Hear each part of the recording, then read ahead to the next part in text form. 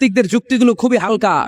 ওরা স্রষ্টাকে মানতে চায় না, আল্লাহরে মানতে চায় না। এর কারণ ওরা বলে আনসিন ইজ নাথিং, যেটা দেখি না ওইটা মানি না। আজমিল্লাহ পড়বেন না? কিন্তু ওরা ওদের জীবনে অনেক কিছু দেখে না, ওরা মানে না। কথা কন। আচ্ছা, আপনি আপনার জীবনে সরাসরি চোখ দিয়ে আমেরিকা দেখছেন? কথা কয় না। তা আমেরিকা যে আছে মানেন না? যারা এখনো হজে যান নাই, যারা এখনো যান নাই, কাবাঘর নিজ চোখে সরাসরি দেখছেন? টিভিতে না, টিভিতে তো সবাই দেখছে। সরাসরি কাবাঘর দেখছেন? তো আপনি যে দেখেন নাই, আপনি সৌদি আরব যে আছে, কাবাঘর যে আছে মানেন না?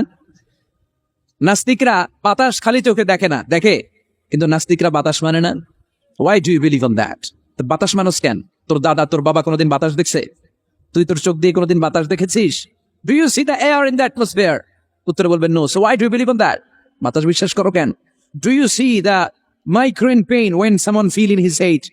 কেউ যখন মাথা ব্যথা অনুভব করে, বলে যে আমার মাথাটায় প্রচন্ড ব্যথা। ওর যে মাথা ব্যথা দেখা যায়? কথা বলেন। ভাইজানের মাথা ব্যথা প্রচন্ড দেখা যাচ্ছে? মাথা ব্যথা থাকলেও মাথার অবস্থা যায়, না থাকলেও এটা দেখা যায় না। So why do you believe on that? মাথা ব্যথা দেখা যায় না, তো বিশ্বাস করো কেন? এগুলো কপাল পড়া। এগুলো হচ্ছে নাম্বার ওয়ান হাতারা বল্লুক্কা পাঠা। এদের দলিলগুলো একেবারে নড়বড়ে। কুফানগরীতে এক নাস্তিক ছিল, সে বলে বেড়াতো আমি আল্লাহরে দেখি না, তাই মানি না। কুফানগরীর লোকজন বলে আমাদের এক ইমাম আছে নাম নুআমান ইবনে সাবিত, ওনার সাথে বসলে তুমি আল্লাহরে দেখতে পাবা। সে বলে তাই, তাহলে তোমাদের ইমামকে ডাকো। সাইয়েদনা ইমাম আবু হানিফা টাইম দিলেন, এই জুমার দিন, আজকে জুমার দিন না, এই জুমার নামাজের পরে ঠিক ভর দুপুরে 2টায় সবাই আমরা একত্রিত হব। নাস্তিকও আসবে, সাইয়েদনা ইমাম আবু হানিফাও আসবে। জুমার সালাতের পরে লোকের বন্যা বয়ে গেল, বাঁধ ভাঙা জোয়ার, অনেক মানুষ। নাস্তিক এসেছে, লক্ষ লক্ষ লোক এসেছে, আসে নাই ইমাম আবু হানিফা। আসে না আধা ঘন্টা, 1 ঘন্টা, 2 ঘন্টা পরে আসছে।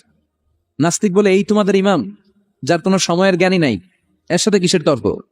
সাইয়েদনা ইমাম আবু হানিফা বলে ইনদি উযর, আমার ওজর আছে। কি ওজর? সাইয়েদনা ইমাম আবু হানিফা বলেন আমি ঘর থেকে বের হয়ে আসার পথে একটা নদী পার হয়ে আসতে হয়।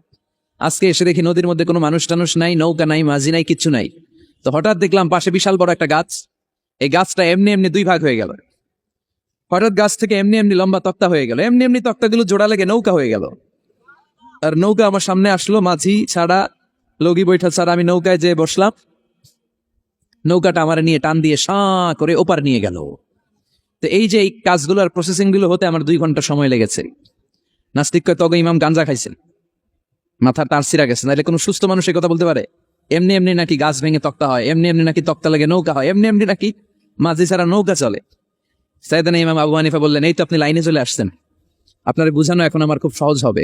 এমনি এমনি গাছ কাটে না করাত ছাড়া, এমনি এমনি তক্তা জোড়া লাগে না, নৌকা হয় না মিস্ত্রি ছাড়া, এমনি এমনি নৌকা চড়ে না মাঝি ছাড়া। তাহলে এত বিশাল বড় আকাশটা কেমন করে এমনি এমনি হলো? জমিনটা কেমন করে এমনি এমনি হলো? সাগর, মহাসাগর, পাহাড়, মরুভূমি কেমন করে এমনি এমনি হলো? এগুলোর একজন স্রষ্টা আছে না নাই? নাস্তিক কয় তাই তো, আসলেই তো আমি হাদারাম, আসলেই তো আমি উল্লুক্কা পাঠা। এইভাবে তো আমি কখনো ভেবে দেখি নাই, এইভাবে তো কখনো চিন্তা করি নাই। ওই বাপ, তুমি আমার ঘুমন্ত বিবেককে জাগিয়ে দিয়েছ, তুমি আমার চোখের সামনের পর্দাটা উঠিয়ে দিয়েছ, তুমি আমার দৃষ্টিভঙ্গিকে পরিবর্তন করে দিয়েছ। ওই ইমাম, তুমি আমার চোখ খুলেছ, তুমি আমাকে হক চিনতে সাহায্য করেছ। আর দেরি করতে চাই না, আমারে পড়িয়ে দাও লা ইলাহা ইল্লাল্লাহু মুহাম্মাদুর রাসূলুল্লাহ। কালিমা পড়ে মুসলমান হয়ে গেছে। আল্লাহু আকবার পড়েন। এমনি নাস্তিকদের জন্য এই সূরার ভেতরে আল্লাহ তাআলা অনেক দিগদর্শন রেখেছেন, জীবন দর্শন রেখেছেন। আল্লাহ বুঝাতে চান যে গোলাম, আমারে চিনার জন্য, আমারে দেখার জন্য তোর ডক্টরেট ডিগ্রি লাগবে না, তোর ব্যাচেলর ডিগ্রি, মাস্টার্স ডিগ্রি লাগবে না। তুই আমার সৃষ্টির দিকে একটু নজর করে তাকা, একটু ঠান্ডা মাথায় চিন্তা করে দেখ, একটু সাগরের দিকে তাকা, একটু নদীর দিকে তাকা, একটু পাহাড়ের দিকে তাকা। তাকালেই তুই বুঝবি সামওয়ান ইজ কন্ট্রোলিং এভরিথিং।